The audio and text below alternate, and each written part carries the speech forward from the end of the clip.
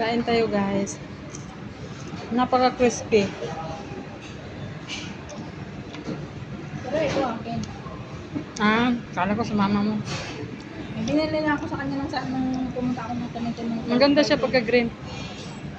Per dollar? Pero wala na siya, umalis na. Nung pumunta ako ng Clemente, binila ko siya ng 2 blouse. Wala akong mabiling pants, kaya may nakita ko ito. Tapos pagbalik mo, ikaw na maglinis. Hindi ko ayusin para may linisin ka. Hindi naman na marumi doon kasi wala na sila yung pusa. Maglilinis lang ng ano. Kitchen, yung sala, yung sa toilet.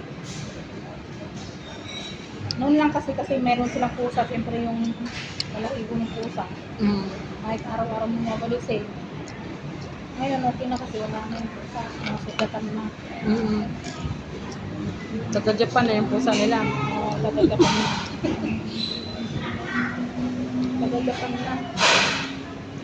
Kasi pa yung pusa napunta ng Japan.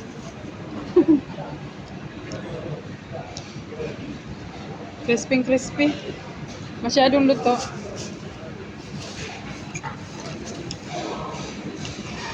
Ang dami pa kasi yung mga pinili niya nung doon na gamit. Tapos yung isang alaga ko na panganay na, magpandak na naman ang mga dalit yung ayaw na suotin. Ilagay ko na lahat yung sa box. Sunday na lang, dalhin ko yun. Marami ba yan? Baka mabigat. Marami. Huwag mong dalhin lahat. Isang box na ganyan, no? Hindi na tayo makagala.